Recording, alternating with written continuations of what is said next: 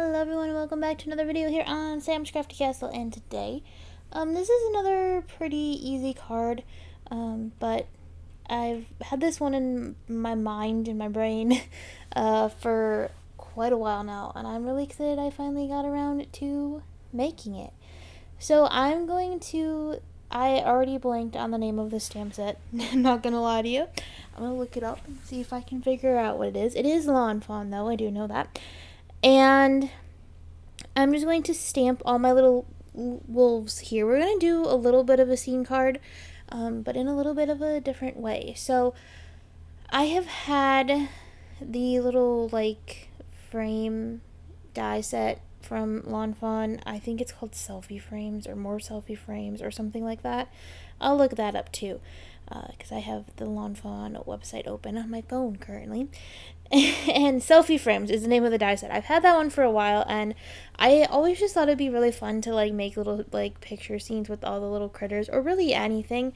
And I got this other set. I think it's called Let's Howl or something like that. I'm gonna look up the actual name of it right now. Wild Wolves is what it's called. Oh, I didn't realize there was a cute little, add-on, too. Okay. Anyway, don't look up things on the Lawn Fawn website. You end up finding things you like. It just happens.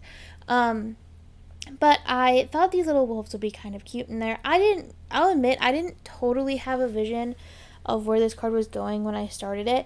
And I actually filmed this part, a long time ago, because I had intended to make and post this card, a long time ago. I don't know exactly when. Way earlier this year, though. And I'm only just getting around to finishing it up now. But I do this sometimes where if I'm working on projects or something, I will stamp out a bunch of stuff all at once.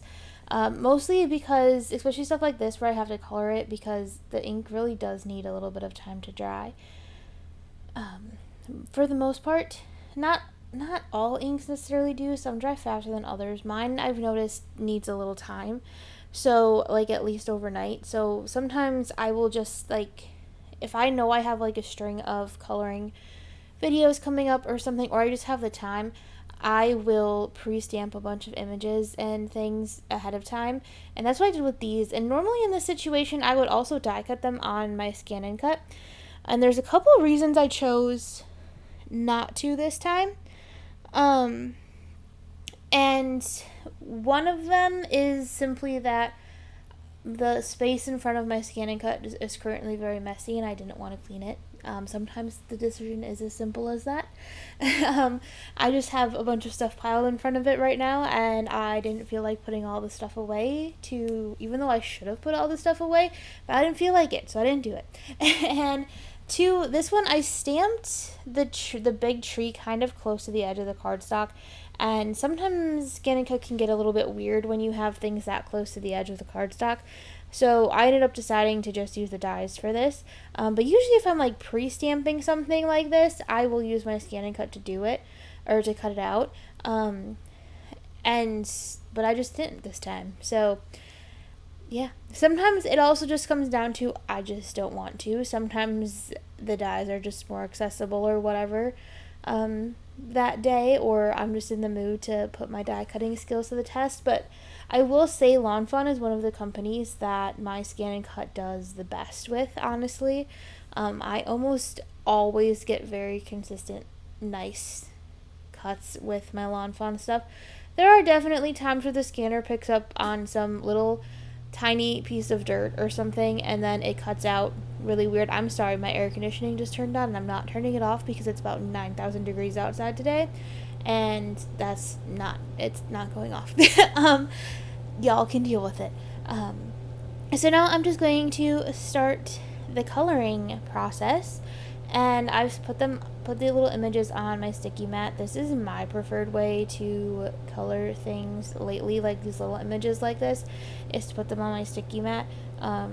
It just sort of helps hold them in place. Now, sometimes, obviously I have to hold the sticky mat down too with my hand, and if you've watched other videos, you know some days I have issues with sticky on my hands, and I just cannot deal with it. And that does happen with these sticky mats sometimes. every once in a while, especially when they're new, they're kind of sticky enough to bother me. But as you can see, this one's been used a little bit, and it's getting to the point where it's fairly well loved. It's still very sticky. It's not like losing its grip on anything, but it's not as awful for me to like put my hand on it as sometimes. And like I said, some days sticky bothers me, some days it doesn't. I just never know what I'm gonna get when I'm in my craft room. But this day was a day that the sticky was not bothering me. So this moon is what I want to talk about coloring wise a little bit, because I was like not really sure what to do with the moon. I'm not gonna lie to you. The first instinct was to kind of go gray, because like I feel like very typically, if you have a moon, you're coloring it as gray. But in reality, I feel like a lot of times it's a lot more yellowy. So I ended up going with a little bit more of a yellow. And I kind of feel like I maybe should have done it backwards, because I kind of used my lighter color in like the craters and then my darker color around everywhere else. And I'm kind of thinking that maybe I should have... sorry, that was very unexpected yawn there. That maybe I should have done it the opposite way, but at the same time I'm looking at it and I feel like it's fine. And also, looking at this now, I'm having the urge to put glitter on it, which would actually have been not a good idea, honestly, because it would have just been too much. But I really kind of want to put glitter in all the little craters. I'm not gonna lie to you. Again, bad choice. Would not work for this card at all, but it would be... I kind of want to try it now. I might have to cut out another one of those and give it a try. And then we have... I'm sorry. I must be tired. I have my little wolves here. I don't do anything too crazy with the coloring on this. I generally don't with my Lawn Fawn images. They're pretty kind of cutesy, and no, they are very cutesy images. That's, call them what they are. And I often don't feel the need to go as detailed with them because of that. As far as coloring goes, like I would maybe with like one of my more florals, like from DNK Designs or something. I can get away with the more simple coloring, I feel like, on the Lawn Fawn ones, and they're like a little bit smaller too. I will still put some semblance of a shadow in most of the time. But for the most part, I don't get as detailed. And like if you look at the wolves, it looks like I almost didn't do anything, and that was only because I used two colors that were too close together. I should have skipped a number in between, because I don't even remember what I used now, because my grays are kind of all messed up right now, but I think I used like toner gray 3 and 4, and I should have done like 3 and 5 or 2 and 4, just to get a little bit more contrast in there, especially since I was only using two colors. But it's okay, it works. But you can really see what I typically do more in this rocks that I'm doing here, this little like rocky platform, which I think, like, don't get me wrong, the wolves are cute and I love them very much, but I actually think this rock little platform thing might be my favorite thing in this stamp set. I think I could get a lot of use out of that with some of my other critters, and well, mostly my Lawn Fawn critters, because it's sized right for that. I don't know, I have a lot of other bigger critters, and I don't think it would be sized quite correctly for the bigger ones, but for the Lawn Fawn ones, like, having that little rock platform is going to be so much fun, I think. And I really like that. And now I'm just doing the trees, and I also did want to talk about the trees a little bit. The tree, I just kind of like used my darkest brown color, and I went over all of the lines that were in the tree, like the bark lines. Do they have a name? If they have an actual name, someone let me know in the comments down below. But the sort of like wood grain, like tree lines, I went over all of those with the darkest marker, and then after that I just took the other two markers and kind of just like did a little flicking like over them. I didn't really like necessarily like blend out, just to like give it a little bit of texture and stuff. And I also, this little tree, I actually don't end up using the little tree. I stamped more. I kind of figured I wouldn't have enough space for all of these little images, but I wanted it to have I'd rather have too many than not enough pre-done, because it's kind of annoying to go back and do them again if you end up needing more. But I ended up having enough and not needing the little tree. So there's my little frame. I'm going with the little Polaroid frame. There's also a little cell phone, but I really like the little Polaroid frame. And I didn't know, I needed like something to build my scene on, right? Because that's just the frame that's going to go over the top. So I needed like something to build my scene on.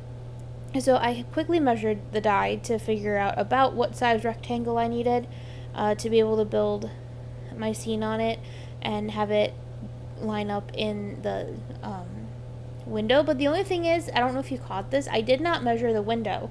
I only measured the whole piece. So you're gonna see how I deal with that in a minute, because I cut this to like fill the whole frame thing and not just the window. Oh my goodness, I am so sorry. I should have just saved this voiceover for tomorrow, but this is real life, and sometimes I film voiceovers when I shouldn't and I'm tired. But sometimes they happen real early in the morning before work, sometimes they happen late at night. It's just what happens, and we're all about keeping it real here on Sam's Crafty Castle, so we're just gonna leave all that in. Anyway, so I built my little scene, and I had pulled out a white card base just to like see, because I was getting a little nervous that this was a little bit smaller than I sort of anticipated, and I wasn't sure if my original card design was really gonna read. And it does okay. It doesn't do great, but it did okay enough that I decided I could leave it and let it be what it was always going to be. I also thought a really fun idea with this die set would be, oh my goodness, I think I'm just doing it to myself now, like I'm just in my head. I also thought a really fun idea with this die set would be to do like a window card, so like you could die cut the frame right into the front panel of the card and then have your little scene behind it. I think that would have been really cute too, but I thought of it after I started this, and I did not want to change directions. It was just not that kind of day. So I've cut this like starry background paper that I had. I thought it was fun. We're gonna do our own little sort of like starry night sky situation going on here, and I obviously needed something in the background of my little scene. So you can kind of see bits and pieces of the white, which honestly you don't see after I put the frame on it, because I don't know if you caught earlier when I was busy yawning, if that it doesn't line up perfectly, so you actually don't even see much of the rocks. So I really probably could have just not colored that piece in, but I decided to go for it, and then I just used a dark blue Copic marker to color a little sky. And then I'm going to, just because I wanted it to have some kind of star situation going on, so I just used a little silver sort of like glimmer mist thing. It's not the glimmer mist, it's the other one that I can't think of the name of right now. But I just use that to like add a little sparkle to it. Honestly, you don't see any of it when this is done. And I thought about using, there's little star stamps in the stamp set, and I thought about using those too, but you were gonna lose those just as much, because there's so much kind of going on in this little baby scene. So I thought the sparkles were fine. Like I said, you barely see them in the final card. And then I'm just going to sort of reline this up. So you can see that I'm sort of trying to center my wolves, and I tried to make sure their little rock platform was a little bit visible. And then I used liquid glue on purpose for this, so that I had a little bit to sort of wiggle the frame around and get it where I want it. And then all I'm going to do, I think the other fun thing you could do with the stamp set, sorry I got a little distracted for a second here, but is you could make the little sort of Polaroid thing different colors. You can't do that in real life. They all are white. But so I went with white this time just to be like classic, but I think it would be really fun to do them in different colors. And I have a couple other ideas already for this stamp set. I don't know when I'll get around to doing them, but I have a few thoughts. We'll see.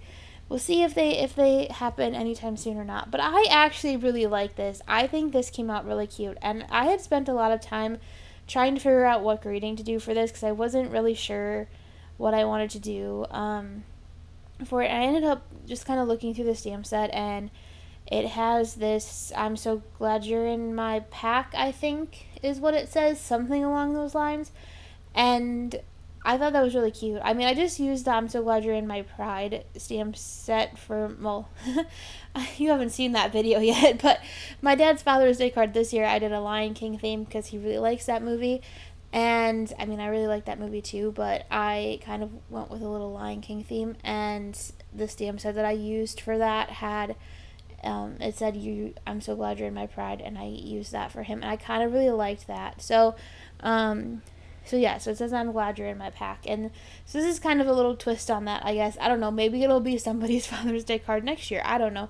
But I figured, like, you can send that to a friend, you can send it to a family member. Like, there's a lot of people you can send something like that to. So, that saying whatever you is really grown on me a little bit, I guess. So I'm just putting everything away. And this is pretty much the end, guys. This is pretty much the end of the card. Everything is put together, and I'm just going to stick this on. I also thought it would be really cute to do this on an action wobbler, but again, I was just feeling lazy, and I did not want to get my action wobblers out. So I decided to keep this first one kind of basic, if you will. But I definitely feel like there's some room to do even more additional things with this die set. So I might have to go grab my sketchbook out and sketch a few things out just so I don't forget them, because I probably will. So I'm gonna have to do that tonight before I go to bed tonight. But so I just thought because I decided not to do the action wobbler, I ended up deciding that maybe I wanted to do some foam squares situation. So I'm going to just use up some foam squares that I had. I was on a mission to I've been on a mission to use up my glues and things.